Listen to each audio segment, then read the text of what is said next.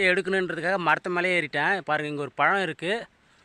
வணக்கம் மக்களே, எல்லாம் எப்படி இருக்கீங்க? இன்றைக்கி வீடியோவில் என்ன பார்க்க போகிறோன்னா, காட்டு பாவக்காய் பறிக்க போகிறோம்.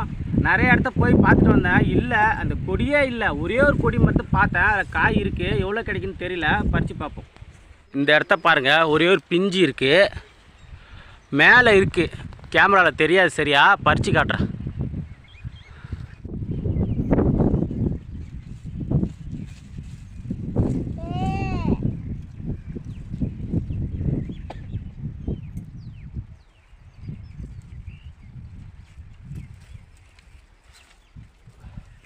இதுதான் அந்த காய் அதிகமாக இருக்க மாதிரி தெரில. இந்தமாரி வந்து ஒரு 5 காய் கிடச்சா கூட போதும் ஒரு குழம்புக்கு.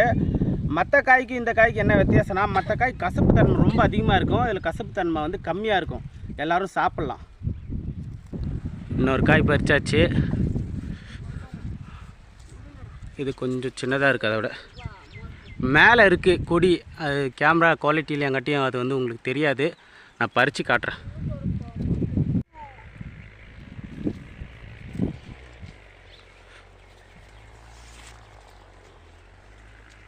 வீடியோ எடுக்கணுன்றதுக்காக மரத்து மேலே ஏறிட்டேன். பாருங்கள், இங்கே ஒரு பழம் இருக்குது. இங்கே ஒரு 3 காய் இருக்குது.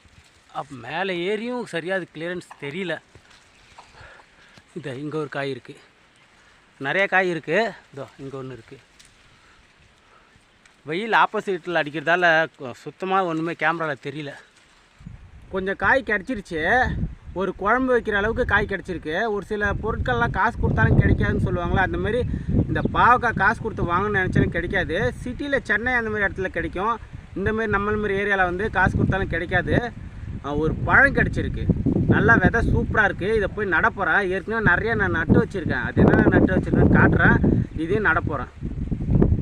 ஏற்கனவே பார்த்திங்கன்னா நான் பாவக்காய் கொடி நட்டு வச்சுருக்கேன். வீட்டு பாவக்கான்னு சொல்லுவோம் இல்லையா, அந்த பாவக்காய் கொடி. இதுதான் அந்த கொடி. இப்போ இது கூடவே வந்துட்டு இந்த காட்டு பாவக்காவும் நான் நடப்போகிறேன். கொட்டையை தனியாக எடுத்தாச்சு. பழம் நல்லா முத்தின பழம். இதில் முளப்பு தெரியுதுங்களா? பச்சை பச்சையாக தெரியுது பாருங்க. பச்சை பச்சையாக தெரியுது. ஆல்ரெடி வந்து கொட்டையில் முளப்பு வருது. அதை வந்து என்ன பண்ண போகிறேன்னா, அப்படி வச்சுட்டு சும்மா லேசாக வச்சா போதும். இதெல்லாம் வச்சுட்டு அப்படியே மண்ணை தள்ளிட வேண்டியதான். ஒன்றும் பண்ண தேவையில்ல. அவ்வளோதான். இந்த பாவக்காய் வந்து சாப்பிடலாம். இன்னொரு பாவக்காய் பார்த்திங்கன்னா கசப்பு அதிகமாக இருக்கும். அதை சாப்பிட மாட்டாங்க. இதில் கசப்பு தன்மை ரொம்ப கம்மியாக இருக்கும். குழம்பு வைக்கும்போது கொஞ்சம் வெள்ளத்தை சேர்த்துக்கிட்டோம்னா கொஞ்சம் கூட கசப்பே இருக்காது. நீங்கள் இந்தமாரி காட்டு பாவக்காய் பறித்து சாப்பிட்ருக்கீங்களா இல்லையான்றதை கமெண்ட்டில் சொல்லுங்கள். வீடியோ பிடிச்சிருந்தா ஒரே ஒரு லைக்கை தட்டி விடுங்க. கண்டென்ட் பிடிச்சிருந்தா சப்ஸ்கிரைப் பண்ணி ஃபாலோ பண்ண மறக்காதீங்க. அடுத்த வீடியோவில் பார்க்கலாம்.